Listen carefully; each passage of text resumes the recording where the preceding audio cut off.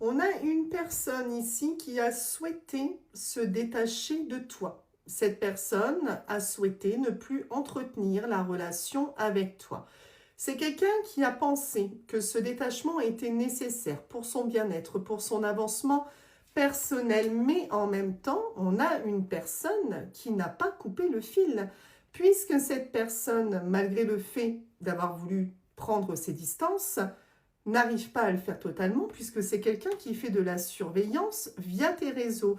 Donc on a quand même une personne qui ressent le besoin et qui a cette envie d'avoir des informations sur toi.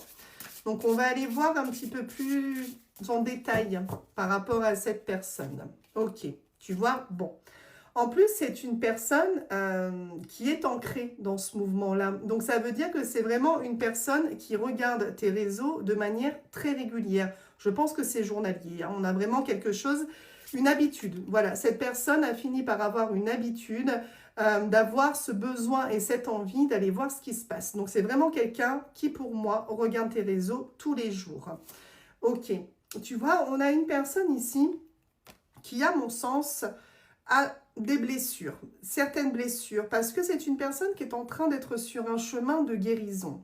Donc on voit qu'il y a forcément quelque chose qui est lié au passé. Je pense que le comportement de cette personne n'était pas très clair quand il ou elle était avec toi, parce que c'est peut-être quelqu'un qui se remémorait certaines choses, qui avait un problème de confiance par rapport à ce que il ou elle avait vécu dans le passé, et on voit qu'il y avait une certaine fragilité chez cette personne-là. Ok. Donc, on a bien du dépassement chez cette personne. On voit que c'est quelqu'un qui a été bloqué. Cette personne, elle a été bloquée, elle n'arrivait pas à dépasser certaines choses pour être heureuse ou heureux en couple et pour te rendre complètement heureux ou heureuse.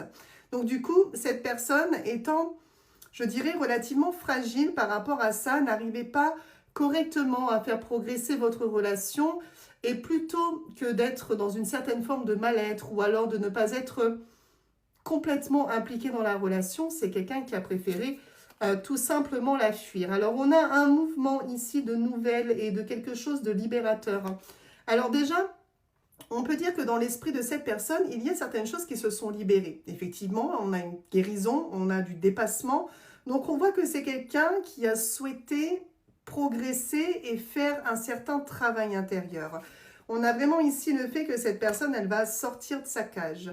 Donc, on a de la communication à venir. En début de tirage, on avait l'automne. Donc, tu peux te dire que c'est à cette temporalité que la communication va se faire. Mais on voit que cette personne va se sentir plus soulagée, plus sereine. Et en tout cas, c'est quelqu'un qui va avoir besoin de se libérer par la parole sur certaines choses.